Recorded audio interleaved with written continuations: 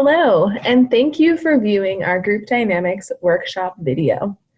Today I'll be talking to you about 5 different types of group dynamics, otherwise referred to as Tuckman's stages of group development. The objectives for this presentation are to have you learn the stages of team development, learn strategies to implement to work in a team, learn about basic conflict resolution in your organization, learn better communication and problem-solving skills while forming the foundation of your organization, and learning how to perform well as a group.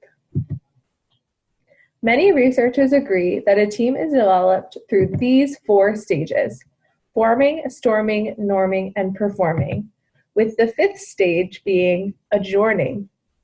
It's important to know team development does not always go through these stages in a linear way. Some teams jump back to stage 2 after they have reached stage 4. Many effective teams develop their own identities so that a high-performing team may not use all of the structures that we typically see in a newly forming team. Also, it is important to know that leadership is critical in team development. Stage 1 of forming is a time where new teams are learning about each other and learning how to work together. An effective team leader would take initiative in guiding the team to lay ground rules in order to avoid confusion and future conflict. Group norms are established that provide an opportunity for team members to discuss how they would like to function and communicate with one another. This is where the team identifies purpose, develops group norms, identifies group processes, defines roles, and starts to build relationships and trust with one another. Creating group norms is an essential part of stage 1 forming. Some examples of group norms typically used by collaborative teams include agreeing to not interrupt one another, to respect diverse points of view, to judge ideas, but not people, to strive for equal participation, to promote creative problem solving and risk taking, to tell people when they think their ideas are valuable, to clarify decisions that have been made, and to start and end meetings on time. New teams need to decide on these processes and group norms together.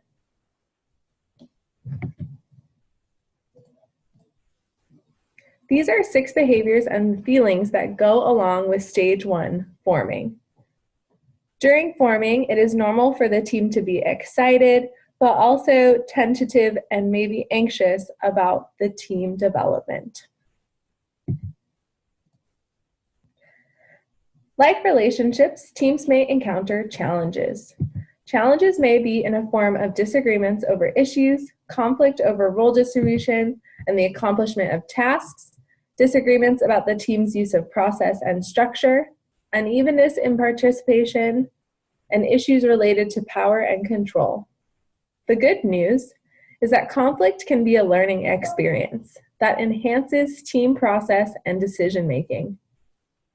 Some strategies for working through conflict include using a group processing strategy that allows members to surface issues that are causing challenges for the team. This can often look like taking time at the end of a meeting to hold a discussion about what challenges the team is facing, or to even give team members individual index cards on which they can write their concerns about the team's function. Another tool to process conflict is to clarify the team's purpose, structure, and use of roles to ensure that everyone knows what they are supposed to be doing and takes personal responsibility for those tasks. Another way to handle conflict is to revisit the team's norms to ensure that they are being followed, and to add or edit these norms as needed. Lastly, you can work with members to develop strategies to ensure that everyone has the opportunity to share their ideas during meetings throughout your time as an organization or team. For some teams, The most difficult step is to identify the nature and cause of conflict. It can feel easier to ignore conflict, but it rarely disappears on its own. This task frequently falls to the appointed team leader or facilitator. However, there are times when other team members can step forward and share their concerns as well. These are some examples of feelings and behaviors during the storming stage. Stage 2 is not a place that most teams want to be for too long. So many teams or groups will eventually find ways to move to the next stage. It is important in this stage to recognize group members' feelings and behaviors and to validate their experiences. Stage 3 of norming is where teams continue to work on conflict resolution, but no longer view conflict as a problem. By this stage, the team usually experiences more involvement from each member. Leadership may shift from meeting to meeting, depending on what topic is being discussed and who has expertise that is relevant in that area. It is important that the team remains vigilant about including time for processing and monitoring of its functions. If it fails to do this, the team may revert to some of the patterns observed in stage 2. Here are some examples of feelings and behaviors experienced in the norming stage. By stage 3, people are typically more comfortable expressing criticism openly and constructively. The team is more accepting of all the members on that team or in the organization. There is often more camaraderie and friendliness among the members and a sense of team cohesion, spirit, and goals. Key characteristics of stage 4, performing, are that teams are efficient, energetic, and knowledgeable about both their processes and the content of their work. They use flexible roles and structures depending on the task that is to be accomplished. They are very effective at knowing what decisions need to be made by the whole group. By the time groups reach stage 4, team members begin to feel more empowered. Team members also remember the need for celebration of the team's accomplishments and the relationships they have formed with one another. There are, however, some challenges even in stage 4. One of these is that the group may become too complacent about its strengths and take for granted all that needs to be done to maintain a strong team. If and when new members join the team, it is essential that the group is attentive to some of the critical aspects of stage 1. They need to help new members understand their purpose, group norms, and group processes. It is critical for stage 4 teams to be inclusive, especially when new members enter into the team. Here are some examples of feelings and behaviors in the performing stage. By stage 4, you will be able to see a growth in the team dynamics.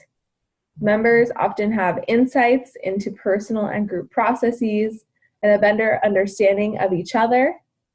They have constructive self-change and ideas with mutual support from themselves and the rest of the team. The ability to prevent or work through group problems, and hopefully a close attachment to the team and members. The last stage, 5, is adjourning. In this stage, it is important to remember to celebrate all that you have accomplished, potentially put a pause on the work that you have completed as a group or organization, find a stopping point and a place to pick things up again later, revisit accomplishments of the semester or year, and revisit thinking about possible growth areas to learn from and improve upon for the next year. If it is a true adjourning of their group and you don't plan to meet again, it is another great reason to celebrate all that you have accomplished together.